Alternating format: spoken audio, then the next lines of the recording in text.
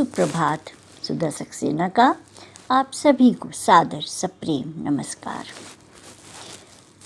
मनुष्य बौद्धिक प्राणी और सभी जीवों में विशिष्ट है।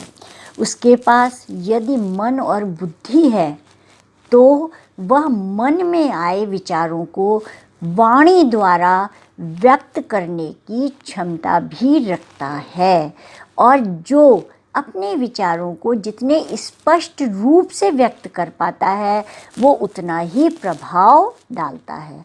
तो यदि हम इस तरह देखें तो मानव जीवन में संवाद की, बातचीत की अपना अलग एक महत्व है। आइए आज संवाद के महत्व पर ही कुछ चर्चा करते हैं। संपूर्ण सृष्टि में मनुष्य एक ऐसा प्राणी है जो अपनी बौद्धिकता के आधार पर तर्कपूर्ण संवाद कर सकता है। संवाद किसी भी व्यक्ति तक अपनी बात पहुंचाने का सशक्त माध्यम है। संवाद के माध्यम से बड़े संकट और युद्ध को टाला जा सकता है। किंतु वर्तमान में आधुनिकता की दौड़ में आज हम सब संवाद शून्य होते जा रहे हैं, जिसका कि हमारे जीवन में अत्यंत नकारात्मक परिणाम आ रहे हैं और आगे जाकर भविष्य में हमारी अगली पीढ़ी को इस संवादहीनता के परिणाम भुगतने होंगे। इसलिए आवश्यक है कि हम इस पर विचार करें। संवाद करने की भावना एक शक्तिशाली व्यक्तित्व का लक्षण है। हठ धर्मिता स्पष्ट रूप से कमजोर पक्ष को प्रदर्शित करती है और कई बार यह हठ धर्मिता नाहक अहंकार को भी प्रदर्शित करती है। जगत पिता परम प्रतापी भगवान श्री राम का जीवन दर्शन संवाद के महत्व को हमारे सामने रखता है। भगवान राम अपने समक्ष अगम अथाह सिंधु को पाकर के, समुद्र को पाकर राह देने के लिए विनय करते हैं। वे चाहते तो एक तीर में ही समुद्र को सुखा सकते थे, लेकिन नहीं, उन्होंने विनम्रता पूर्वक आग्रह किया कि मुझे रास्ता दो। ये हमारी संस्कृति का एक बहुत ही कोमल पक्ष है कि हम पेड़ पौधे, पत्थर, समुद्र इत्यादि हरेक से की पूजा करते हैं, हरेक का सम्मान करते हैं और हरेक से विनम्र निवेदन करते हैं।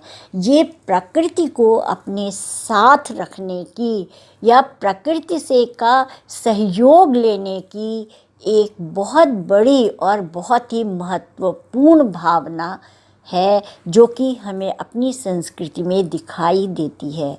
वो इसलिए कि प्रकृति ही हमारे जीवन का आधार है। जल हमें जीवन देता है, वायु हमें जीवन देता है, आकाश देता है और भूमि और अग्नि, इनके बिना तो हम रह भी नहीं सकते थे। अग्नि ऊर्जा है जो कि हमें देती है, और इसीलिए हमारी संस्कृति में इन पांचों तत्वों को पूर्णतया सम्मान दिया, जो कि हमारे जीवन के आधार हैं। राम ने रावण पर सीधे आक्रमण ना करके अंगद को भेजकर उसको संवाद के माध्यम से समझाने का प्रयास किया। जब रावण नहीं माना तब युद्ध करना पड़ा। जब संवाद पूर्णतः शून्य हो जाता है तब युद्ध ही विकल्प रह जाता है। इसी प्रकार से अगर गौर करिए तो श्री कृष्ण ने स्वयं जाकर के कौरवों के पास युद्ध रोकने के लिए समझौता करने का प्रयास किया था।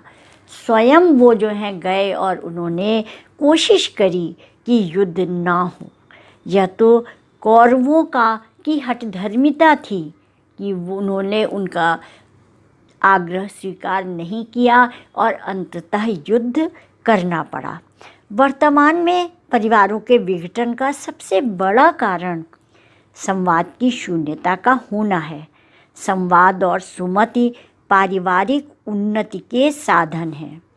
जिस परिवार में संवाद विहीनता होती है वहाँ परस्पर असहयोग जन्म लेता है, जिसकी परिणति पारिवारिक विघटन के रूप में दिखाई देती है। यही बात राष्ट्र के संदर्भ में भी सच है। जिस राष्ट्र में विभिन्न समुदायों के लोगों के बीच में आपसी संवाद समाप्त हो जाता है, वह राष्ट्र विघटित होता है। अतः संवाद एक महत्वपूर्ण सामाजिक तत्व है, हमें इसे बनाए रखना चाहिए। एक बात और है, संवाद हमारी मीठी वाणी में, विनम्र वाणी में होना चाहिए। जैसा कि कबीर ने भी कहा है कि मीठी वाणी बोलिए मन का आपा खोए, औरन को शीतल करे आपहु शीतल होए।